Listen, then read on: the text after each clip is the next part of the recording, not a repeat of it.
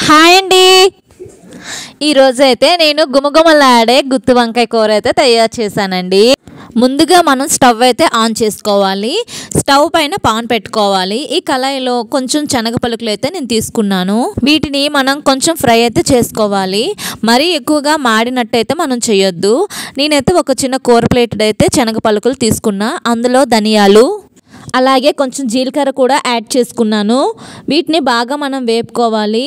వాటితో పాటు కొంచెం ఆవాలు యాడ్ చేసుకున్నా. అందులో బిర్యానీ మసాలా గింజలు కూడా యాడ్ చేసుకుంటున్నాను. యాలకులు, లవంగ, చెక్క, అలాగే పొలవ పువ్వు అంటారు కదా, వీటన్నిటిని యాడ్ చేసుకొని బాగా అయితే ఫ్రై చేసుకోవాలి. అలాగే వీటితో పాటు గసగసాలు అలాగే పచ్చి జీలకర్ర ఉంటారు కదా, అవి కూడా యాడ్ చేసుకొని బాగా ఫ్రై అయితే చేసుకోవాలి.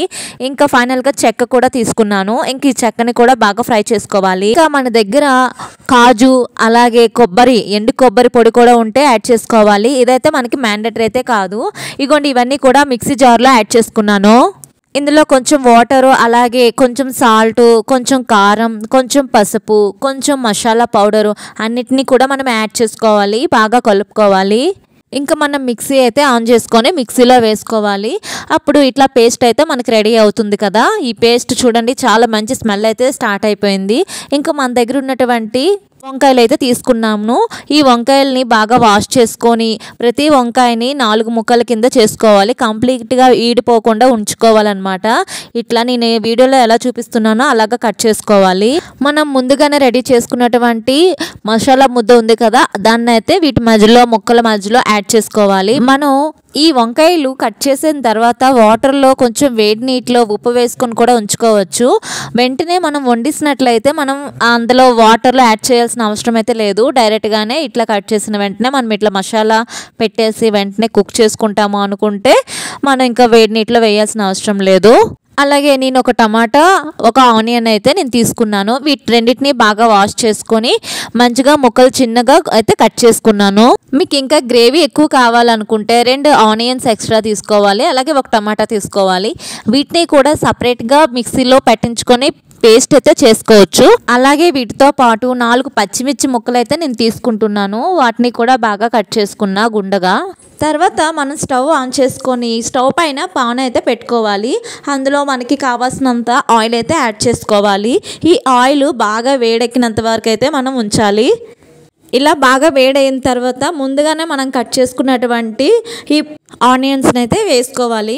ఈ ఆనియన్స్ కూడా బాగా వేగిన తర్వాత మనం అలాగే పచ్చిమిర్చి, టమాటా ముక్కల్ని కూడా బాగా యాడ్ చేసుకొని బాగా అయితే కలుపుకోవాలి. ఇవి బాగా వేగాలన్నమాట. ఇవి బాగా వేగి పచ్చి వాసనంతా పోయినంత వరకు మనం ఫుల్లో మంట పెట్టి బాగా వేగించాలి. ఇందులో ఇప్పుడు నేను కొంచెం ఆవాలు అయితే యాడ్ చేసుకుంటున్నాను. అలాగే ముందుగా చేసుకున్నటువంటి అల్లం వెల్లుల్లి పేస్ట్ కూడా నేను యాడ్ చేసుకున్నాను. ఇది ముందుగానే మా ఇంట్లో ప్రిపేర్ చేసుకొని ఉంచుకున్నాను. మనకు మార్కెట్లో దొరికిన అల్లం వెల్లుల్లి పేస్ట్ అయినా పర్వాలేదు. ఇప్పుడు వీటన్నిటిని కూడా బాగా వేయించుకోవాలి. ఇప్పుడు లో ఫ్లేమ్లో పెట్టి మనం ముందుగానే కట్ చేసుకున్నటువంటి ఈ వంకాయలను అయితే యాడ్ చేసుకోవాలి. ఇవి బాగా వేగటానికి పైన ఉన్నటువంటి మూతనైతే మనం పెట్టుకోవాలి. ఇంకా లో ఫ్లేమ్లో పెట్టుకొని బాగా వేగనివ్వాలి. ఇవి బాగా కుక్ అయితే అయిపోతాయి. ఇంకా వాటర్ కూడా మనం ఎక్కువ వేసుకోవాల్సిన పని అయితే ఉండదు, ఎందుకంటే మూత పెడితే బాగా కుక్ అవుతాయి కదా. సో నేనైతే బాగా మూత పెట్టుకున్నాను. తర్వాత వాటర్ కూడా కొంచెం యాడ్ చేసుకున్నాను గ్రేవీ కావాలని. ఇంకా మనకి గ్రేవీ ఎంత కావాలో అంత ఉంచుకోవాలి. ఇంకా కొంచెం కొంచెం ఒక్కోసారి తీసి మెల్లమెల్లగా కొంచెం మనం కలపాలి. బాగా కుక్ అయితే అవుతుంది. ఇంకా తర్వాత కుక్ అవుతున్నప్పుడు మనం ఎక్కువసార్లు కలపొద్దు, వంకాయ ఈడిపోతుంది అనమాట. సో చూసారా, చాలా గ్రేవీ అయితే ఉంది. మనం దగ్గరికి అయినంత వరకు మరీ అంత థిక్గా కాకుండా మరీ అంత పల్చగా కాకుండా మీడియంగా ఉంచుకుంటే బాగుంటుంది. ఇంకా మనం దించే ముందు కొంచెం కొత్తిమీర అయితే యాడ్ చేసుకోవాలి. ఇంకా వేడి వేడి గుత్తి వంకాయ కూర అయితే రెడీ అయిపోయిందండి.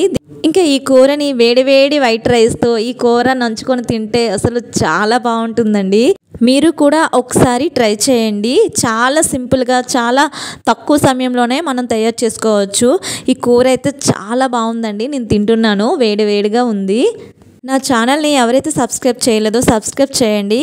అలాగే కామెంట్ చేయండి. Thank you for watching this video friends. Bye bye.